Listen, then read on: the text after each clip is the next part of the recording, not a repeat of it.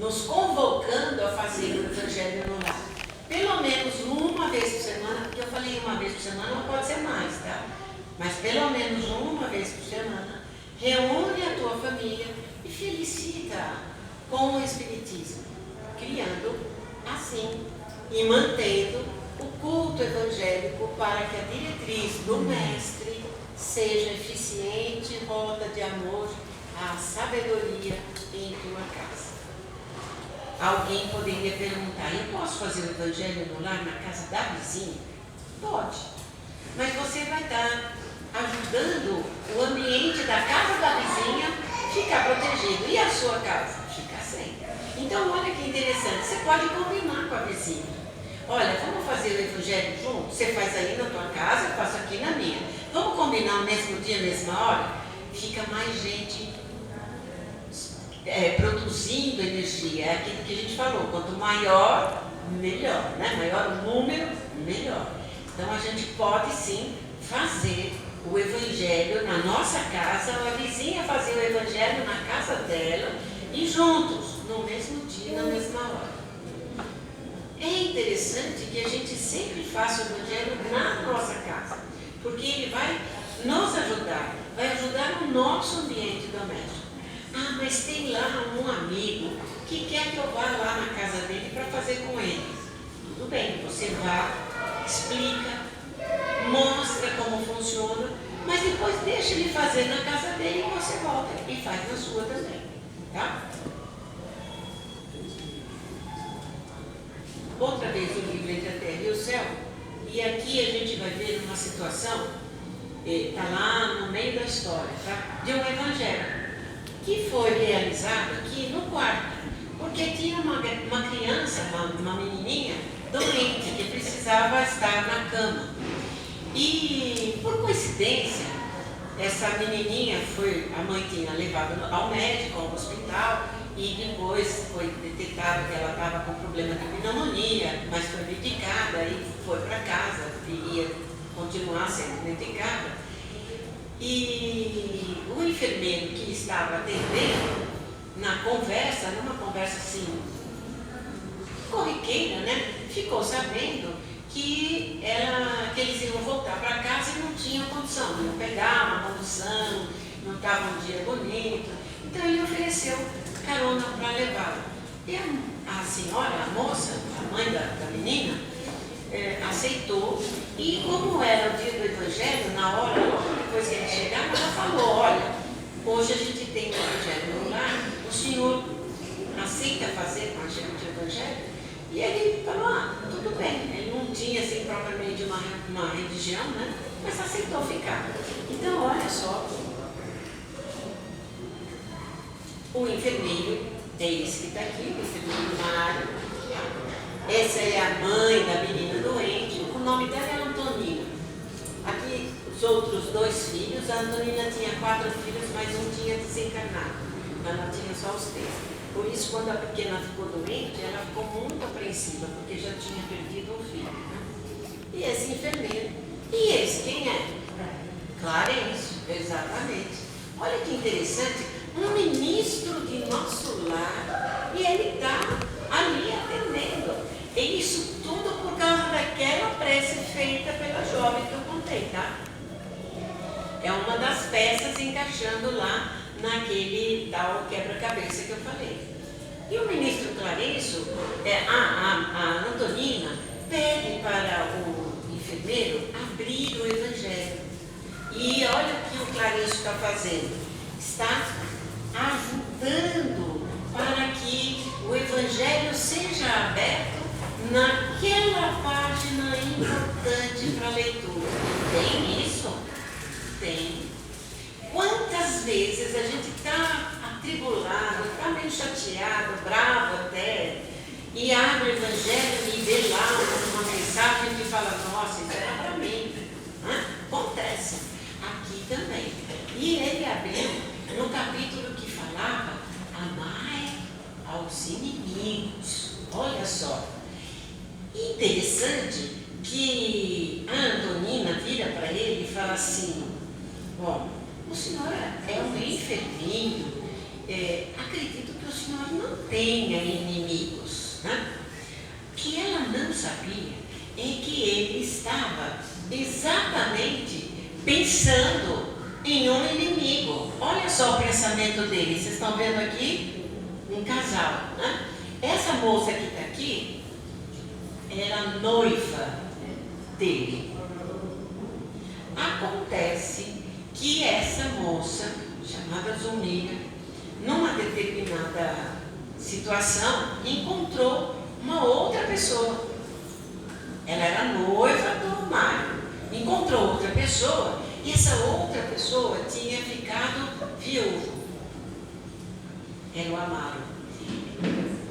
E ele precisava muito de ajuda de alguém porque ele tinha ficado viúvo com 2 filhos. Uma menina e um menininho menor. E aí, o coração da Zulmira balançou pelo Amaro e acabou explicando para o Mário que ela não gostava mais dele e que ela ia, sim, casar-se com outro. É claro que ele não aceitou essa situação, ficou muito bravo. E no pensamento dele tinha um ódio muito grande. Nesse momento, ele ia, inclusive, atender uma criança que era exatamente um filhinho aqui do casal. E ele estava pensando seriamente em dar um medicamento para que a criança morresse. Por isso, o Clarencio está ali, apóstolos, né? Mas, não vou contar a história, só vou contar que o menino morreu mesmo, mas não por culpa dele. Mas ele se sentiu culpado. E a partir desse momento, ele começou a repensar algumas coisas. E até ficou muito amigo da Antonina. E lá no fim do livro, pasmem vocês, eles vão se casar. Olha só, histórias de André Luiz. Nessa obra, Os Mensageiros, lá na parte que a gente chama, na terceira parte, porque o livro está dividido mais ou menos em 3 partes, a gente também vai encontrar uma fala, uma história que envolve o Evangelho no Lar.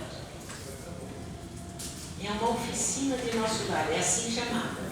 Isso é mais ou menos 1944, tá, gente? Que é quando a obra vem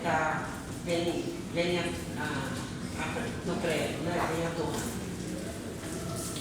Eles chegam na casa, que é uma casa. Naquela época não tinha muitos centros espíritas, mas a casa de Isabel, ela tinha reservado um compartimento para só fazer a reunião mediúnica. Então tinha reuniões mediúnicas e reuniões de atendimento fraterno, palestras, né? Mas além disso, tinha também o Evangelho no Lar, tá? E o que a gente vai ver aqui é o Evangelho no Lar. E por isso que era chamado de oficina de nosso lar, porque tinha uma ligação direta dos espíritos de nosso lar para atender as situações aqui na crosta terrestre. Isso era lá no Rio de Janeiro. Quando eles chegam, depois de fazerem um certo percurso, eles percebem que a casa tem uma proteção especial. Eles não têm como entrar na casa. Eles precisam bater. E alguém vem atender para abrir uma porta fluídica. Olha que interessante. Mesmo que a porta estivesse aberta, eles não iam tomar a liberdade de entrar na casa, sentindo um respeito muito grande. Então, há sempre alguém que cuida do nosso ambiente doméstico. Tem um amigo espiritual que pode ser um familiar, que é um espírito chamado espírito familiar, que cuida, que está ali. E se alguém vai, ele vai atender. Tá? É isso que aconteceu aqui. Neste caso, o espírito familiar era o marido da Dona Isabel, que já tinha desencarnado há uns 2 anos e que, em condições boas, porque estava aqui com a lei, então não era ninguém que tinha grandes débitos, é uma família que não tem grandes débitos, ele pediu para, em vez de ir para alguma esfera superior, para fazer algum tipo de continuar sua evolução em outro canto, ele pediu para ficar ali junto dos familiares. E foi permitida essa condição. Então ele fica lá cuidando da família, como espírito. Eles entram e o André é apresentado a todos ali, né? E a gente percebe, olha, essa daqui é Isabel, encarnada, essas são 4 filhas e mais um filho, são 5 filhos que eles têm, e esse é o Isidoro, marido da Isabel, que já está desencarnado, né? Eles têm muita dificuldade financeira, a menina mais velha, a mocinha ali, ajuda no trabalho da costura, ela também está fazendo um tricô, então eles trabalham, mas tem muita dificuldade de dinheiro mesmo, até para comprar comida, não é muito fácil. Mas aí ela avisa que o horário do Evangelho está chegando para eles se reunirem. Interessante que todo mundo gosta do dia do Evangelho, de fazer alguma coisa, cada um fica incumbido de alguma parte, uma põe a toalhinha, outra vai pegar a água no filtro, né? Menos o menino. O menino não gosta muito. E daí o André fica sabendo que o menino é o único que, na verdade, veio de esferas inferiores, porque as outras meninas, as 4, já estavam afinizadas com o pai, com a mãe, porque tinham vindo diretamente de nosso lar. Mas o jovenzinho não. Mas no Evangelho, a gente percebe uma ação dos Espíritos ali através da Isabel, que fala palavras muito bonitas. E essa ação vem numa forma luminosa. O André comenta que é como se viesse de algum lugar, provavelmente diretamente de nosso lar, nessa influência. E ali eles fazem a prece, a leitura, o comentário, a vibração, né? E encerra. E depois que eles encerram, ainda tem ali um comentário e o jovem fala para a mãe assim: mãe, aqui é um espaço tão bom. O seu Manuel, lá da loja de imóveis, está precisando de um ambiente para ele deixar de depósito. E ele vai pagar um aluguel. E eu falei que eu ia falar com a senhora para ver se ela não quer alugar. E ela fala: de jeito nenhum. Aqui é o nosso cantinho e enquanto eu estiver no comando, não tem nada disso de alugar. Quando você crescer, tiver 18 anos, tiver condição de ter a sua casa, o seu ambiente, se você quiser alugar, fica a teu critério. Mas enquanto eu estou aqui, eu é que tenho essa responsabilidade. E o filho ficou quietinho, respeitando a condição moral da dona Isabel, que era muito grande.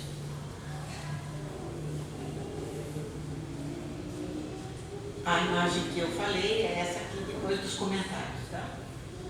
Uma coisa interessante, deixa eu só voltar aqui para mostrar para vocês, que às vezes a gente fica em dúvida, né? Vocês estão vendo que tem espíritos um tanto necessitados. Pode acontecer isso? Pode.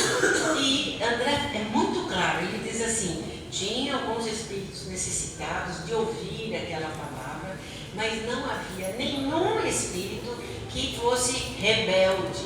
Então não vem aqueles espíritos que a gente costuma chamar inferiores, que vêm para... Não, são espíritos necessitados, às vezes até espíritos ligados a familiares, a amigos, que precisam de algum tipo de ajuda. Então os amigos espirituais trazem até um ambiente que tem mais afinidade com eles para ajudá-los. Então isso pode sim acontecer. Voltemos lá, passando. Bezerra de Menezes é outro que também aconselha o Evangelho. Olha o que ele fala: trazer as claridades da boa nova é exatamente a palavra de Jesus, o Evangelho de Jesus, né?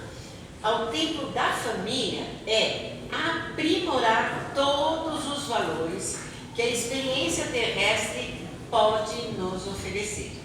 Então, todos eles são unânimes, né? Evangelho no lar só faz bem. E aqui no Obreiros da Vida Eterna a gente vai encontrar também uma situação. No Obreiros, é um livro também dividido em duas partes. Uma das partes, eles contam um pouco a respeito de um posto de atendimento que tem no plano espiritual, que fica numa região entre a crosta terrestre e a cidade de Nosso Lar. Então, está no umbral mais pesado.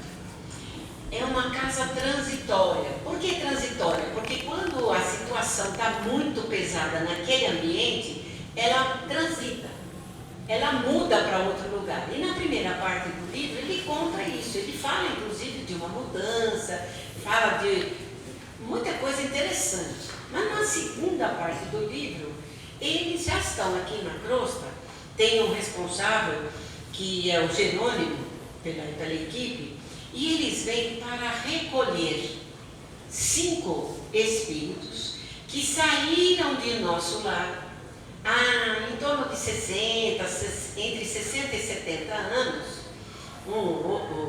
mais ou menos nessa faixa de idade que eles estão contando, e que já estão quites com a lei, já fizeram a programação que estava reservada para aquela encarnação e agora estão prontos para voltar para Nosso Lar. Mas é um trabalho que não é feito assim, zap, vamos lá e vamos recolher. Não, eles fazem uma preparação mesmo. Eles